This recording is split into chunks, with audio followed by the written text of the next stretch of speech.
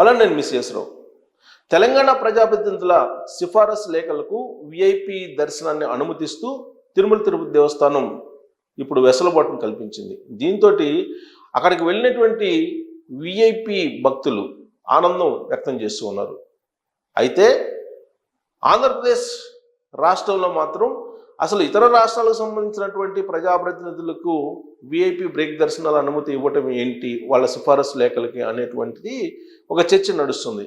ఇదే క్రమంలో తెలంగాణ ముఖ్యమంత్రి రేవంత్ రెడ్డి గారు బెచ్చమడుకున్నట్టు అడుకోవాల్సిన అవసరం ఏంది, తిరుమల తిరుపతి దేవస్థానానికి సంబంధించిన బోర్డుని లేదా ఆంధ్రప్రదేశ్ ప్రభుత్వాన్ని, వాళ్ళకి టీటీడీ ఉంటే మనకి వైటీడీ ఉందని చెప్పి ఆయన చేసినటువంటి కామెంట్. వాస్తవంగా తిరుమల తిరుపతి దేవస్థానం ఖచ్చితంగా ప్రజాప్రతినిధి సిఫారసు లేఖలకు అనుమతించాలి, విఐపి బ్రేక్ దర్శనాలకు అనుమతించాలని చెప్పి అభ్యర్థించినప్పుడు ఆంధ్రప్రదేశ్ ప్రభుత్వం సానుకూలంగా స్పందించింది. ప్రతి సోమవారం మంగళవారం ఆంధ్రప్రదేశ్లో ఉండేటువంటి ప్రజాప్రతినిధులను కాదని తెలంగాణలో ఉండేటువంటి ప్రజాప్రతినిధుల సిఫారసు లేఖలకు అనుమతిస్తూ సిఫారసు చేసిన మేరకు విఐపి దర్శనాలను అనుమతిస్తుంది. అది కూడా ఇవాళ నుంచి అంటే మండే నుంచి ప్రారంభించింది. సోమ మంగళవారాల్లో తెలంగాణ ప్రజాప్రతినిధుల సిఫారసు లేఖల మేరకు విఐపి బ్రేక్ దర్శనాలు ఇస్తూ ఉన్నారు. అలాగే బుధ గురువారాల్లో 300 రూపాయల స్పెషల్ దర్శనాలకి అనుమతిస్తూ నిర్ణయం కూడా తీసుకున్నారు. ఈ వెసులుబాటును కల్పిస్తూ నిర్ణయం తీసుకోవడానికి కొంత గ్యాప్ వచ్చింది. దానికి కారణం ఏంటంటే ప్రతిరోజు భక్తుల సంఖ్య పెరుగుతూ ఉంది. అక్కడ విఐపి బ్రేక్ దర్శనాలను అడ్జస్ట్ చేయడానికి ప్రాబ్లం వచ్చింది. ఆంధ్రప్రదేశ్ ప్రజాప్రతినిధులు సిఫారసు లేఖలకు బ్రేక్ దర్శనాలు ఇస్తూ ఉన్నారు. అవే కొన్ని వేలు ఉన్నాయి. దానికి అదనంగా ఇప్పుడు తెలంగాణ ప్రజాప్రతినిధుల సిఫారసు లేఖలు కూడా కలిస్తే విఐపి దర్శనాలు తప్ప మామూలు వాళ్ళకి దర్శనం ఉండేటువంటి ఛాన్సెస్ లేదు కూడా. అందుకని కొంత టైం తీసుకొని దాని మీద కసరత్తు చేసి ఆంధ్రప్రదేశ్ ప్రజాప్రతినిధులు ఇచ్చేటువంటి సిఫారసు లేఖలకు తగ్గించి కుదించి బ్రేక్ దర్శనాలని తెలంగాణ ప్రజాప్రతినిధుల లేఖలకు విఐపి బ్రేక్ దర్శనాల వెసులుబాటు కల్పించారు.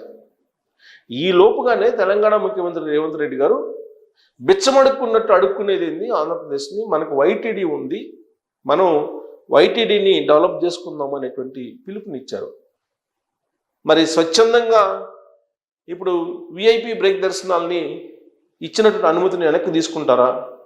తెలంగాణ ముఖ్యమంత్రి రేవంత్ రెడ్డి గారు మాత్రం బిచ్చం మేము అడుక్కోం అని చెప్పి అంటున్నారు. అంటే దాన్ని ఒక హక్కుగా భావిస్తున్నారు. తిరుమల తిరుపతి దేవస్థానం బ్రేక్ దర్శనాల్ని తెలంగాణ ప్రజాప్రతినిధులు ఒక హక్కుగా భావిస్తున్నారు.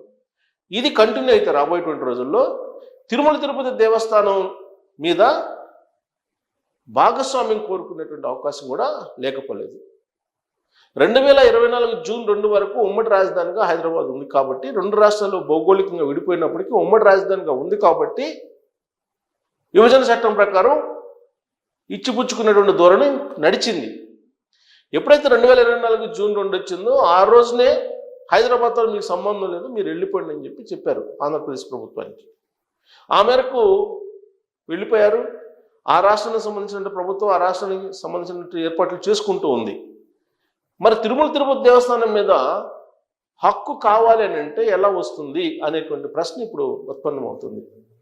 పైగా తెలంగాణ ప్రజాప్రతినిధులకి సిఫారసు లెటర్లకి విఐపి బ్రేక్ దర్శనాలు ఇచ్చిన తర్వాత, అమలు చేస్తూ జీవో ఇచ్చిన తర్వాత ఆ జీవోని బేస్ చేసుకొని తమిళనాడు ప్రభుత్వం, కర్ణాటక ప్రభుత్వం, కేరళ ప్రభుత్వం పోటీపడి ఇప్పుడు డిమాండ్ చేస్తుంది. ఒకవేళ తిరుమల తిరుపతి దేవస్థానం ఆ రాష్ట్రాలకు కనుక విఐపి బ్రేక్ దర్శనాలకు వెసులుబాటు కల్పించకపోతే కోర్టులో వేసేందుకు కూడా సిద్ధమవుతున్నారు. ఇది అఫీషియల్ న్యూస్. ఎందుకనంటే రాబోయేదంతా ఎలక్షన్ సీజన్ తమిళనాడులో. మరి తెలంగాణ ప్రభుత్వం అడిగితే బ్రేక్ దర్శనాలు ఇచ్చారు కదా ప్రజాప్రతినిధులకి, సిఫారసు లేఖలకి, మరి మీరెందుకు అడగట్లేదు అనేటువంటి ఒక ఒత్తిడి తెలంగాణ ప్రజల నుంచి ఏ విధంగా అయితే వచ్చిందో తమిళనాడు ప్రజల నుంచి కూడా అలానే వస్తుంది. అందుకే స్టాలిన్ ఒక లెటర్ రాయబోతున్నారు. ఆంధ్రప్రదేశ్ ముఖ్యమంత్రి చంద్రబాబు నాయుడు గారికి లెటర్ రాస్తూ మాకు కూడా మా ప్రజాప్రతినిధుల సిఫారసు లెటర్లకు కూడా బ్రేక్ దర్శనాల వెసులుబాటు కల్పించాలి అనేటువంటి డిమాండ్ తీసుకురావడానికి ప్రయత్నం చేస్తున్నారు. అది రాజకీయపరమైన వ్యూహం కావచ్చు, లేదా నిజంగా వాళ్ళ ప్రజల కోసం అయినా కావచ్చు. అలాగే కర్ణాటక ప్రభుత్వం కూడా, పక్కనే ఉన్నటువంటి తెలంగాణ రాష్ట్రం కాంగ్రెస్ పార్టీ ప్రభుత్వం ఉంది, కాంగ్రెస్ పార్టీ ముఖ్యమంత్రి ఉన్నారు. ఆయన లెటర్ రాస్తే తెలంగాణ ప్రజాప్రతినిధులకు విఐపి బ్రేక్స్ వెసులుబాటు కల్పిస్తూ ఆంధ్రప్రదేశ్ ప్రభుత్వం అంగీకరించింది కదా, మరి మీరు రాయొచ్చు కదా అని చెప్పి అక్కడ ఉన్నటువంటి ముఖ్యమంత్రి సిద్దిరామయ్య గారి మీద కర్ణాటక ప్రజలు ఒత్తిడి తీసుకొస్తున్నారు.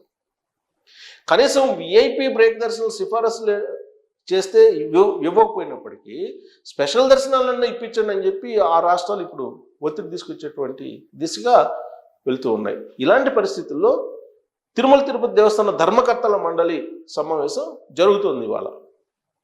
ఈ సమావేశంలో కీలకమైనటువంటి నిర్ణయాలు తీసుకోబోతున్నారు.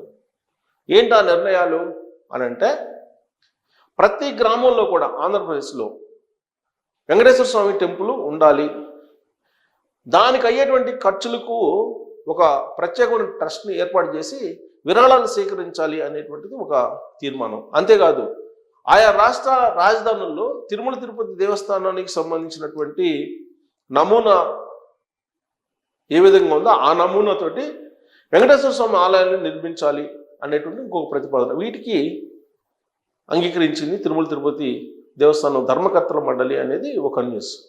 మరొక అంశం ఏంటంటే, ఇప్పటి వరకు ప్రైవేట్ బ్యాంకుల్లో కూడా తిరుమల తిరుపతి దేవస్థానానికి సంబంధించినటువంటి ఫండ్స్ డిపాజిట్ చేశారు. సాధారణంగా ప్రభుత్వాలు మారగానే ఆ ఫండ్స్ని మారుస్తూ ఉన్నారు.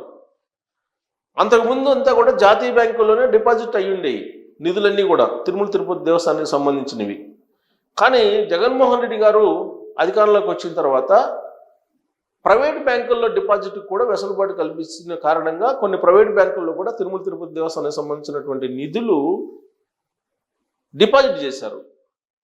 ప్రైవేట్ బ్యాంకుల్లో ఉండడం అనేది క్షేమం కాదు అని చెప్పి భావిస్తూ జాతీయ బ్యాంకులకి వాటిని షిఫ్ట్ చేయాలనేటువంటి ఒక కీలకమైనటువంటి నిర్ణయం తాజాగా బోర్డు తీసుకుందని చెప్పి కూడా తెలుస్తుంది.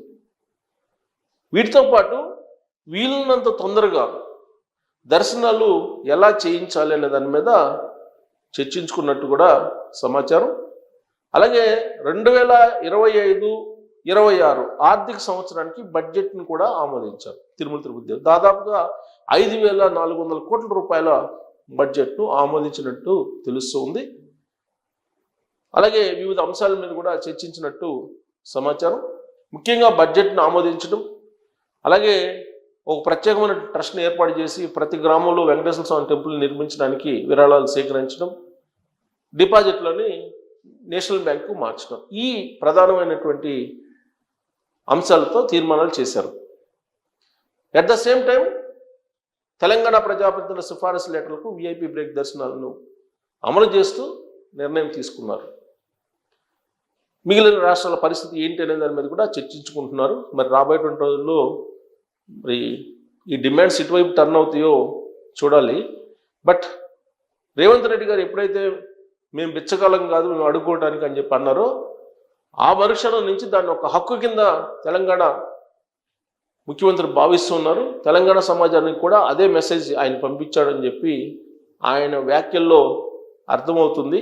ఆ వ్యాఖ్యలను తీసుకున్నటువంటి ఆంధ్రప్రదేశ్ తిరుమల తిరుపతి దేవస్థానం భక్తులు కూడా వాళ్ళకు హక్కు కల్పిస్తున్నారు అనేటువంటి అభిప్రాయం కూడా ఇప్పుడు వస్తున్నటువంటి క్రమంలో మరి చంద్రబాబు గారు దీన్ని ఎలా తీసుకుంటారు, దానికి ఎలా పరిష్కరిస్తారో, ఇలాంటి అభిప్రాయాన్ని రావడం హక్కుగా భావిస్తున్నారు కాబట్టి ఇలాంటి అభిప్రాయాన్ని ఏ విధంగా సమర్థించుకుంటారు అక్కడ ఉన్నటువంటి పాలకులు